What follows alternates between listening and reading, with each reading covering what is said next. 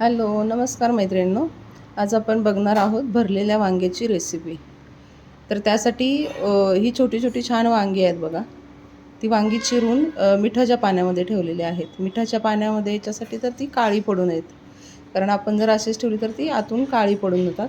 म्हणून त्यांना आपण मिठाच्या पाण्यामध्ये ठेवलेलं आहे. आता त्याच्यासाठी लागणारं साहित्य आपण बघूयात. त्यासाठी आपल्याला लागणार आहे मीठ. हा माझा घरचा मसाला आहे. तीळ, खोबरं, शेंगदाणे, आलं लसूण, धनेपूड, कोथिंबीर आणि हळद. आता आपल्याला शेंगदाणे आणि तीळ छान भाजून घ्यायचे आहेत. खोबरं पण भाजून घ्यायचं आहे आणि त्याचा मसाला वाटून तयार करायचा आहे. तर अशा प्रकारे आपण हा सगळा मसाला भाजून मिक्सरमधून बारीक करून घेतलेला आहे. याच्यामध्ये थोडंसं तेल घालायचं. तेल घातल्यानंतर हा मसाला चांगला एकत्र तयार करून घ्यायचा. आपल्याला मिक्स करून घ्यायचं आहे चांगला.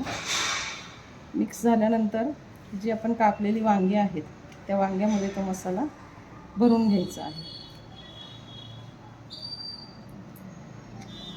अशा प्रकारे वांग्यामध्ये तो मसाला छान भरून घ्यायचा आहे. तर असा हा मसाला आपण सगळ्या वांग्यांमध्ये भरून घेतलेला आहे. आता ही वांगी आपल्याला फोडणीला टाकायची आहे. तर आता आपण कढईमध्ये तेल घेतलेलं आहे आणि ते तेल छान तापलेलं आहे. तापल्यानंतर डायरेक्ट त्याच्यामध्ये वांगी टाकायची नाहीत. सगळ्यात पहिल्यांदा थोडासा राहिलेला जो मसाला आहे तो मसाला त्याच्यामध्ये टाकायचा. कारण आपण जर त्याच्यामध्ये डायरेक्ट वांगी टाकली तर वांगं ज्या बाजूनी तेलामध्ये राहतं ती बाजू त्याची शिजत नाही.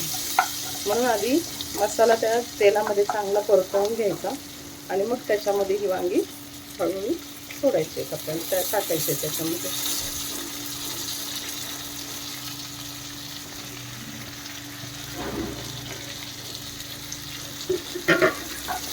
छान त्याला आपण मिक्स करून घेणार आहोत.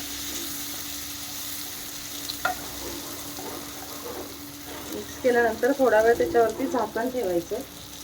गॅसची आग थोडीशी छोटी करायची आणि झाकण ठेवून आपल्याला त्याला एक 5 मिनिटं शिजू द्यायचं आहे.